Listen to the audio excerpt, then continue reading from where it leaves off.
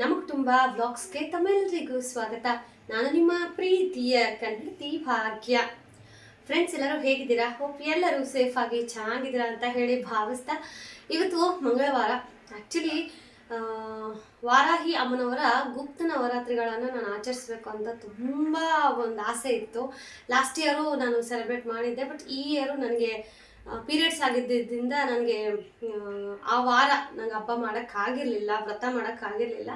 So ಅದಕ್ಕೆ ಇವತ್ತು simple ಆಗಿ ಒಂದಷ್ಟು ಆ ತಾಯಿ ಹತ್ರ ಬೇಡ್ಕೊಂಡು ಇವತ್ತು ನನ್ನ ವ್ರತವನ್ನು ಮಾಡ್ತಾ ಇದ್ದೀನಿ. ವ್ರತದಲ್ಲೂ ಅಷ್ಟೇ ಎಲ್ಲವನ್ನ ನಿಮಗೆ ಶೇರ್ ಮಾಡೋದಕ್ಕಾಗಲ್ಲ.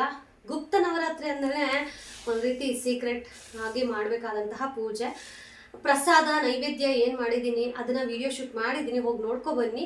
ಆ್ಯಂಡ್ ಅದ್ರ ಮೇಲೆ ನಾನು ನಾರ್ಮಲ್ ಆಗಿ ಪೂಜೆ ಹೇಗೆ ಮಾಡಿದ್ದೀನಿ ತೋರಿಸ್ತೀನಿ ಹೊರತು ವ್ರತ ಹೇಗೆ ಮಾಡಿದೆ ಅನ್ನೋದನ್ನ ತೋರಿಸ್ತಾ ಇಲ್ಲ. ಯಾಕೆ ಅಂತಂದರೆ ನನ್ನ ವ್ಲಾಗ್ಗಳನ್ನು ನೋಡೋ ಎಷ್ಟೊಂದು ಜನ ನನ್ನನ್ನು ಇಷ್ಟಪಡ್ತಾರೆ, ಓಕೆ ಎವ್ರಿಥಿಂಗ್. ಬಟ್ ನಾನು ಕೇಳ್ತೀನಲ್ವಾ, ನಿಮ್ಗೆ ಈ ಥರ ವಿಡಿಯೋ ಬೇಕಾ ಕಮೆಂಟ್ ಮಾಡಿ ಅಂದಾಗ ನೋ ಒನ್ ರೆಸ್ಪಾನ್ಸ್ ಅಲ್ವಾ. ಸೊ ನಾನೇ ಯಾಕೆ ಸುಮ್ಮನೆ ಫ್ರೀಯಾಗಿ ಹೇಳ್ಕೊಡ್ಲಿ ಅಲ್ವಾ. ಸೊ ತಾಯಿಗೆ ಆಗಲಿ ಕೈ ಮುಗಿದು ಅಮ್ಮ ನನಗೆ ಕಷ್ಟ ಇದೆ ನನ್ನನ್ನು ನೋಡು ಅಂದ್ರೇ ಆ ತಾಯಿ ನೋಡಲ್ಲ. ಇನ್ನು ಏನೋ ಅರ್ಥ ಮಾಡ್ಕೊಳ್ದೆ ಬಿಡು, ದೇವ್ರಿಗೆ ಅರ್ಥ ಆಗುತ್ತೆ ನಮ್ಮ ಕಷ್ಟ ಎಲ್ಲನೂ ಅಂತ ಅನ್ಕೊಳ್ಳೋದಿದೆಯಲ್ಲ, ದೊಡ್ಡ ಭ್ರಮೆ ಅದು. ಯಾರೇ ಆಗಲಿ, ದೇವರಾಗಲಿ ಮನುಷ್ಯರಾಗಲಿ, ನಾವು ಬಾಯಿ ಬಿಟ್ಟು ಕೇಳ್ದಾಗ್ಲೇ ಓ ಇವ್ರಿಗೆ ಇದು ಬೇಕಾಗಿದೆ ಅಂತ ಅನ್ನೋದು ಗೊತ್ತಾಗೋದು.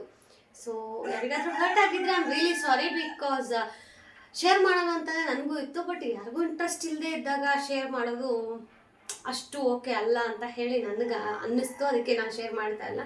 ಜಸ್ಟ್ ಪೂಜೆ ಹೇಗಾಯಿತು ಅಂತ ಹೇಳಿ ಮಾತ್ರ ಶೇರ್ ಮಾಡ್ತೀನಿ. ಸೊ ಈಗ ಕಂಪ್ಲೀಟ್ ಎಲ್ಲ ರೆಡಿ ಮಾಡಿದ್ದೀನಿ, ಈಗ ದೀಪ ಹಚ್ಚಿ ಪೂಜೆ ಮಾಡ್ತೀನಿ. So let's start today's video. So ಇವಾಗಲೂ ಕೇಳ್ತೀನಿ, ದಯವಿಟ್ಟು ಹೊಸದಾಗಿ ನೋಡ್ತಾ ಇರೋರು ಸಬ್ಸ್ಕ್ರೈಬ್ ಮಾಡ್ಕೊಂಡು ನೋಡಿ. ಹಾಗೆಯೇ ನಿಮ್ಮ ಅನಿಸಿಕೆ ಅಭಿಪ್ರಾಯಗಳನ್ನು ತಪ್ಪದೆ ಕಮೆಂಟ್ ಬಾಕ್ಸಲ್ಲಿ ಕಮೆಂಟ್ ಮಾಡಿ ಅಂತ ಹೇಳ್ತಾ ಲೆಟ್ ಸ್ಟಾರ್ಟ್ ಟುಡೇಸ್ ವಿಡಿಯೋ. ನಾನು ಇನ್ನೂ ಪೂಜೆ ಮಾಡಿಲ್ಲ, ಎಲ್ಲ ರೆಡಿ ಮಾಡಿದ್ದೀನಿ. ಪೂಜೆ ಮಾಡ್ತಾ ಬ್ಲಾಗನ್ನು ಶುರು ಮಾಡೋಣ ಅಂತ ಹೇಳಿ ಬ್ಲಾಗ್ ಶುರು ಮಾಡ್ತಾ ಇದ್ದೀನಿ. ಆ ತಾಯಿ ಮಹಾಲಕ್ಷ್ಮಿ, ಆ ವಾರಾಹಿ ಅಮ್ಮನವರ ಆಶೀರ್ವಾದ ನಿಮ್ಮೆಲ್ಲರ ಮೇಲೇನೂ ಇರಲಿ, ರಾಯರ ಆಶೀರ್ವಾದ ಇರಲಿ ಅಂತ ಕೇಳ್ತಾ ಲೆಟ್ ಸ್ಟಾರ್ಟ್ ಟುಡೇಸ್ ಪೂಜಾ ಬ್ಲಾಗ್. ಹೆಣ್ಣು ದೇವರಿಗೆ ನಾವು ನೈವೇದ್ಯ ಮಾಡ್ತೀವಿ ಅಂದರೆ ಅದು ಹಾಲು ಇಲ್ಲಾಂದರೆ ಬೆಲ್ಲ, ಸಕ್ಕರೆ ಅಂತೂ ಹಾಕಬಾರ್ದು. ಬಟ್ ವಿಧಿ ಇಲ್ಲ ಅಂತ ಹಾಕೋರು ಹಾಕ್ತಾರೆ. ಬಟ್ ಮೇನಾಗಿ ಆ ತಾಯಿಗೆ ನೈವೇದ್ಯ ಮಾಡ್ತಾಯಿದ್ದೀವಿ ಅಂತಂದರೆ ಹಾಲು ಮತ್ತು ಬೆಲ್ಲ ಇದ್ದರೆ ಆ ತಾಯಿಗೆ ತುಂಬ ಇಷ್ಟ. ಸೊ ಇವತ್ತು ಸಬ್ಸಿಗೆ ಅಂದರೆ ಸಬ್ಬಕ್ಕಿ ಇತ್ತು ಮನೇಲಿ, ಅದನ್ನು ನೆನೆಸ್ಬಿಟ್ಟು ಸಬ್ಬಕ್ಕಿ ಪಾಯಸ ಮಾಡೋಣ ಅಂತ ಹೇಳಿ ಫಸ್ಟಿಗೆ ನಾನಿಲ್ಲಿ ಹಾಲನ್ನು ಕಾಯಿಸ್ಕೊಂಡಿದ್ದೀನಿ. ಹಾಲು ಚೆನ್ನಾಗಿ ಕಾದ್ಮೇಲೆ ನಾನು ಲಾಸ್ಟ್ ಟೈಮು ಡಿಮಾರ್ಟಿಂದ ಜಾಗ್ರಿ ಪುಡಿ ಅಂದರೆ ಬೆಲ್ಲದ ಪುಡಿನ ತಂದಿದ್ನಲ್ಲ, ಸೊ ಅದನ್ನು ಹಾಕ್ತಾಯಿದ್ದೀನಿ. ಸೊ ಇವಾಗ ಅದಷ್ಟು ನೀಟಾಗಿ ಕರಗಿ ಮತ್ತೆ ಅದು ಉಕ್ಕು ಬರಬೇಕು. ಸೊ ಆ ಉಕ್ಕು ಬರೋಕ್ಕಿಂತ ಮುಂಚೆನೇ ನಾವೇನು ನೆನೆಸಿಟ್ಕೊಂಡಿದ್ದೀವಲ್ಲ ಸಬ್ಬಕ್ಕಿ, ಅದನ್ನೂ ನಾನು ಇಲ್ಲಿ ಆ್ಯಡ್ ಮಾಡ್ತಾಯಿದ್ದೀನಿ. ಬಿಕಾಸ್ ಅದು ಉಕ್ಕು ಬರೋ ಅಷ್ಟೊತ್ತಿಗೆ ಸಬ್ಬಕ್ಕಿನೂ ಬೇಯುತ್ತೆ ಅಂತ ಹೇಳಿ ತುಂಬಾ ಚೆನ್ನಾಗಿರುತ್ತೆ. ಆಮೇಲೆ ವಿಶೇಷವಾಗಿ ಸಬ್ಬಕ್ಕಿ ಅನ್ನೋದು ದೇವರಿಗೆ ನೈವೇದ್ಯಕ್ಕಿಡೋದು ತುಂಬಾ ಶ್ರೇಷ್ಠವಾದಂತಹ ಒಂದು ನೈವೇದ್ಯ. ಸಿಂಪಲಾಗಿ ಮಾಡ್ಕೋಬೋದು. ಶಾವಿಗೆ ಪಾಯಸ, ಯಾವಾಗ್ಲೂ ಶಾವಿಗೆ ಪಾಯಸ, ಕೇಸರಿ ಬಾತ್ ಇದನ್ನೇ ಮಾಡ್ತಾ ಇರ್ತೀರಲ್ವ. ಒಂದು ಸರಿ ಈ ರೀತಿ ನಾನು ಟ್ರೈ ಮಾಡಿರೋ ಥರ ನೀವು ಟ್ರೈ ಮಾಡಿ, ಖಂಡಿತವಾಗ್ಲೂ ಚೆನ್ನಾಗಾಗತ್ತೆ. ಆ್ಯಂಡ್ ನಾನು ಬೆಲ್ಲ ಹಾಕಿರೋದಕ್ಕೆ ಆ ಥರ ಕಲರ್ ಇದೆ. ನಿಮಗೆ ಬೆಲ್ಲ ಇಷ್ಟ ಆಗಲ್ಲ ಅನ್ನೋರು ನೀವು ಸಕ್ಕರೆನೂ ಸಹ ಹಾಕ್ಕೋಬೋದು. ಬಟ್ ಬೆಲ್ಲ ಹಾಕಿದ್ರೇ ಅದು ಶ್ರೇಷ್ಠತೆ ಬರೋದು. ಸೊ ಬೆಲ್ಲದಣ್ಣಕ್ಕೆ ನಾವು ಬೆಲ್ಲನೇ ಅಲ್ಲ ಹಾಕ್ತೀವಿ. ಸೊ ಬೆಲ್ಲ ಮತ್ತು ಹಾಲು ಇವೆಲ್ಲನೂ ಮಹಾಲಕ್ಷ್ಮಿಗೆ ಪ್ರಿಯವಾದಂತಹ ವಸ್ತುಗಳಲ್ಲಿ ಎರಡು ವಸ್ತುಗಳು ತುಂಬಾ ಮುಖ್ಯ. ಆ್ಯಂಡ್ ಇವತ್ತು ವಾರಾಹಿ ಅಮ್ಮನವರ ನವರಾತ್ರಿನೂ ಸಹ ಮಾಡ್ತಾ ಇರೋದ್ರಿಂದ ನಾನು ಒಂದು ದಿನ ಮಾತ್ರನೇ ಮಾಡ್ಕೋತಾ ಇದ್ದೀನಿ. ಬಿಕಾಸ್ ನಾನು ಆಗಲೇ ಹೇಳ್ದಾಗೇ ನನಗೆ ಲಾಸ್ಟ್ ವೀಕ್ ಮಾಡೋಕ್ಕಾಗಿರಲಿಲ್ಲ. ಸೊ ಹಾಗಾಗಿ ಒಂದು ದಿನನಾದರೂ ಆ ತಾಯಿನ ಬೇಡ್ಕೊಂಡು ವ್ರತ ಮಾಡೋಣ ಅಂತ ಹೇಳಿ ಮಾಡ್ತಾ ಇದ್ದೀನಿ. ಇದರಲ್ಲಿ ತುಂಬಾ ನೇಮ ನಿಷ್ಠೆಯಿಂದ ಈ ವ್ರತವನ್ನು ಮಾಡಬೇಕಾಗತ್ತೆ. ಆ್ಯಂಡ್ ಹೆಣ್ಮಕ್ಳಿಗೆ ಅಂದರೆ ಮುತ್ತೈದರಿಗೆ ಅರ್ಶಿನ ಕುಂಕುಮನೂ ಸಹ ಕೊಡಬೇಕಾಗತ್ತೆ. ಈಗ ಸಿಟಿಗಳಲ್ಲಿ ಇರೋರಿಗೆಲ್ಲ ಪಕ್ಕದ ಮನೇಲಿ ಯಾರಿರ್ತಾರೆ ಅಂತ ಗೊತ್ತಿಲ್ಲ.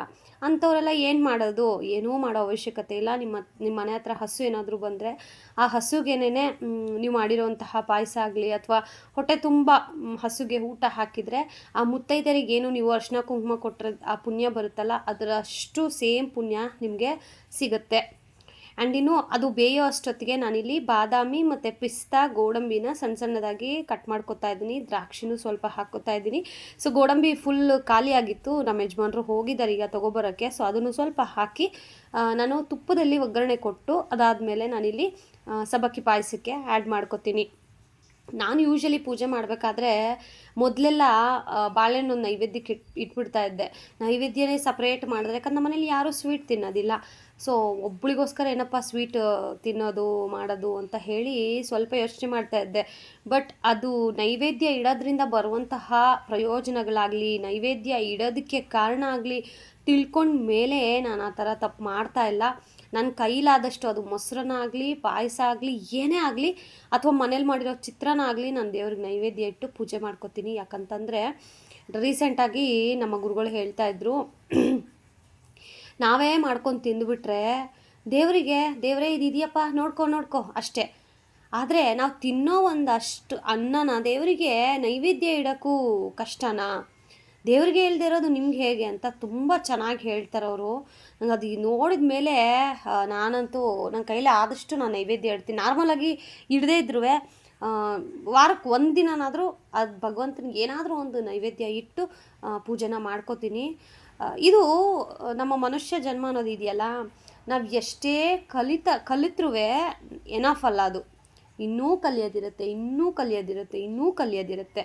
ಯಾಕಂದರೆ ಬ್ರಹ್ಮಾಂಡ 1-2 ದಿನದಲ್ಲ ಅಂತ ಸೈಂಟಿಸ್ಟ್ಗಳ್ಸ್ಗೆ ದಿನಕ್ಕೊಂದೊಂದು ಎಕ್ಸ್ಪರಿಮೆಂಟ್ ಬರ್ತಾನೆ ಇರುತ್ತೆ. ಇನ್ನು ನಾವು ಸಾಮಾನ್ಯ ಮನುಷ್ಯರು ಏನೆಲ್ಲ ಕಲಿಯೋಕ್ಕಿರುತ್ತೆ. ಬಟ್ ಕೆಲವೊಬ್ಬರು ಇರ್ತಾರೆ, ಎಲ್ಲ ನಾನೊಬ್ಬಳೇ ಕಲ್ತಿದ್ದೀನಿ ಅನ್ನೋ ಥರ, ಅಂದರೆ ಅವರೊಬ್ಬರಿಗೆ ಬರೋದು, ಬೇರೆ ಯಾರಿಗೂ ಏನೂ ಬರೋದಿಲ್ಲ ಅನ್ನೋ ಥರ ಬಿಹೇವ್ ಮಾಡ್ತಾ ಇರ್ತಾರೆ. ಆ್ಯಂಡ್ ರೀಸೆಂಟಾಗಂತೂ ಈ ಯೂಟ್ಯೂಬಲ್ಲಿ ಹೆಂಗಾಗ್ಬಿಟ್ಟಿದೆ ಅಂದರೆ ತೋರ್ಪಡಿಕೆಗೇ ಮಾಡೋದು.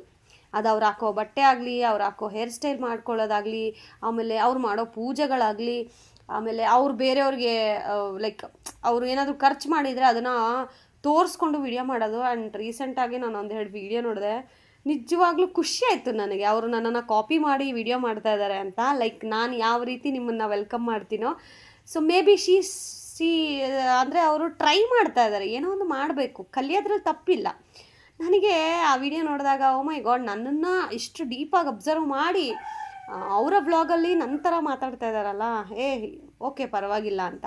ಬಟ್ ನಾನು ಏನು ಹೇಳೋದು ಅಂತಂದರೆ, ನೀವು ಹೇಗಿದ್ದೀರೋ ಅದೇ ಥರ ಇರಿ. ತೋರ್ಪಡಿಕೆಗೋಸ್ಕರ ಆಮೇಲೆ ಲೈಕ್ ನಾನೇ ಎಲ್ಲ ಅನ್ನೋ ಥರ ಬಿಲ್ಡಪ್ ಕೊಡಬೇಡಿ. ಯಾಕಂದರೆ ಆ ವಿಡಿಯೋ ನಾನು ನೋಡಿದೆ, ಅವರು ನನ್ನನ್ನು ನೋಡಿ ನನ್ನನ್ನು ಇಮಿಟೇಟ್ ಮಾಡ್ತಾ ಇರೋದು ಖುಷಿ ಆಯಿತು. ಮೀನ್ವೈಲ್ ಅದೇ ಥರ ನಾನು ಹೇಳೋದು, ತೋರ್ಪಡಿಕೆಗೆ ಅವರು ವಿಡಿಯೋ ನೋಡಿದಾಗ ನನಗೆ ತೋರ್ಪಡಿಕೆಗೆ ವಿಡಿಯೋ ಮಾಡ್ದಂಗೆ ಇತ್ತು. ಅವ್ರು ಹಾಕೋ ಬಟ್ಟೆ ಆಗಿರಲಿ, ಅವ್ರು ಮಾಡ್ಕೊಳ್ಳೋ ಹೇರ್ ಸ್ಟೈಲ್ ಆಗಿರಲಿ, ಇವೆಲ್ಲನೂ ತೋರ್ಪಡಿಕೆಗೆ. ಆಮೇಲೆ ಅರ್ಧಂಬರ್ಧಂ ಇಂಗ್ಲೀಷ್ ಬೇರೆ. ಇವಾಗ ನಾನು ಮಾತಾಡ್ತೀನಿ, ಸೊ ದಟ್ ಇದು ಮಾತಾಡ್ತೀನಿ. ಬಟ್ ಅವ್ರು ಹಂಗಲ್ಲ, ಏನೋ ಫಾರಿನಿಂದ ಕೆಳಗಡೆ ಇಳಿದು ಬಂದಂಗೆ, ಅವ್ರ ಕನ್ನಡನೇ ಬರೋದಿಲ್ಲ ಅನ್ನಂಗೆ. ಸೊ ನೋಡಿದಾಗ ಅನ್ನಿಸ್ತು ನನಗೆ. ಬಟ್ ಅವರು ಅಂಥವ್ರಿಗೆ ಹೇಳೋದು, ಓಕೆ ಕಲಿತಾ ಇದ್ದೀರಾ, ಒಳ್ಳೆಯದನ್ನು ಕಲೀರಿ. ನನ್ನ ಇಮಿಟೇಟ್ ಮಾಡಿಕೊಂಡು ನೀವು ಆ ಥರ ಮಾಡಿದ್ದು ನಂಗೆ ಇಷ್ಟ ಆಗಲಿಲ್ಲ. ಬಟ್ ಇಟ್ಸ್ ಓಕೆ, ಕಲೀರಿ, ಒಳ್ಳೆತನದಲ್ಲಿ ಮಾಡಿ. ಒಳ್ಳೆತನದಲ್ಲಿ ಹೋದರೆ ಸ್ವಲ್ಪ ಕಷ್ಟ, ಬಟ್ ಸಕ್ಸಸ್ ಅನ್ನೋದು ಸಿಗುತ್ತೆ. ಆ್ಯಂಡ್ ಇನ್ನು ಇಲ್ಲಿ ಆ ಕಡೆ ತುಪ್ಪದಲ್ಲಿ ಬಾದಾಮಿ ಅದೆಲ್ಲ ಹುರ್ಕೊಳ್ಳೋಣ ಅಂತ ತುಪ್ಪ ಹಾಕಿದ್ದೀನಿ. ಇನ್ನು ಇಲ್ಲಿ ಆಲ್ರೆಡಿ ನೋಡಿದ್ರೆ ಹಾಲು ಎಷ್ಟಿತ್ತು, ಎಷ್ಟು ಕಡಿಮೆ ಆಗಿದೆ.